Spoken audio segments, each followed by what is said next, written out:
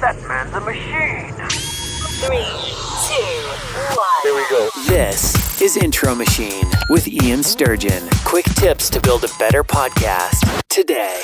Now, the man behind the machine. Me. My name's Ian Sturgeon, and I'm the man behind Intro Machine. And if you need a custom intro for your podcast, I can make that for you. So, if you don't and you just want some cool production tips, then listen on. Or if you do and you want some cool production tips, listen on. Either way, just please listen. So many of you are total DIYers, and by that I mean do-it-yourselfers. And I get that. So I figured I'd help you make a cool sound effect. And I also have a head cold today, so we're going to keep this pretty short. So, little backstory. When I first got into audio production, my mentor showed me some sound effects he'd made, and I thought to myself, that's stupid. And can't you just buy some sound effects to use in your production? Fast forward about 2 years. I had started my own production company, and my income level was not where I wanted it to be, to say the least. I was just struggling financially, and I couldn't spare the extra cash to buy sounds. And so out of necessity, I started just tweaking things and making my own stuff. So one of the easiest sound effects to make is a rewind, and I thought I would share that information with you. This is a classic. You can use them to restate important phrases like this. Don't forget to rate and review the Intro Machine podcast. Let me repeat that. Don't forget to rate and review the Intro Machine podcast. You can also use it as a flashback. For example, I was interviewing Seth Godin the other day, and here's what he had to say about making art. As I said, rewinds are just classic, and you don't even have to use them in this sort of way. You can just use them between stuff. It's just a cool little fun sound that you can insert in your podcast, and I'm going to tell you how to make it. So, without further delay, how do you do it? Let me begin by saying that I will be speaking in generalities here. So, you may have to Google things like how to reverse audio in Adobe Audition or how to reverse audio in Audacity. All right. Number 1, find a piece of music.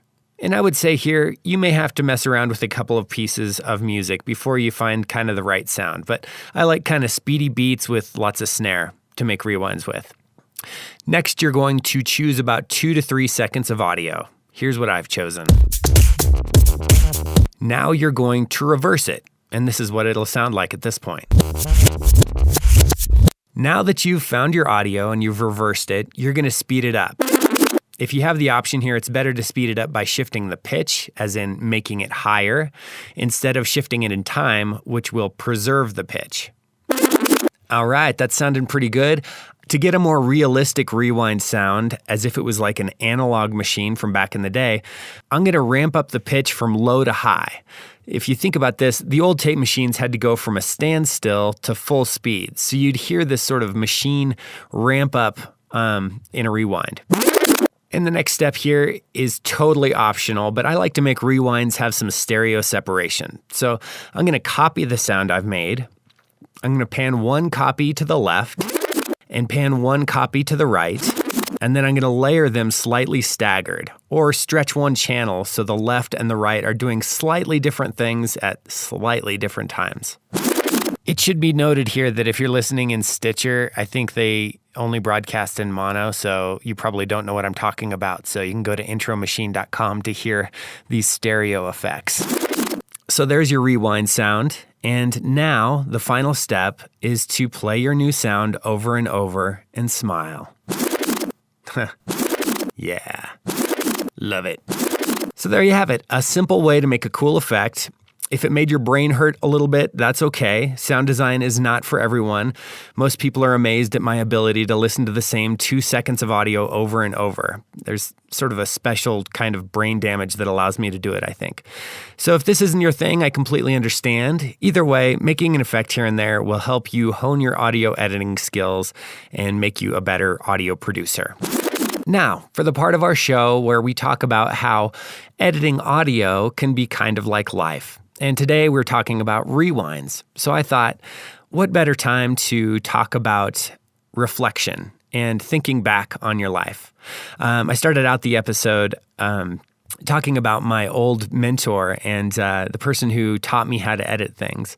And thinking back on that, I was remembering just how passionate I was about editing audio and how many hours I would spend in my basement and just making things and experimenting with things. And I just thought, sometimes you've got to take that time to reflect and rediscover those passions, whatever they are.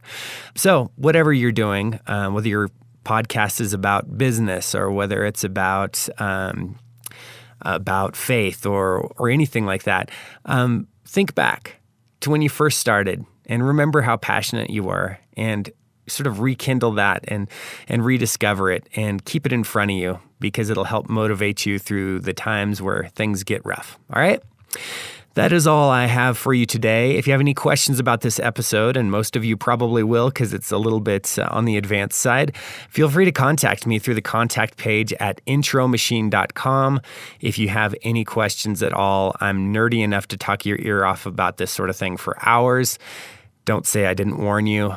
Have an excellent day. Thanks for listening to Intro Machine with Ian Sturgeon. Get more tips, tools, and free stuff at intromachine.com.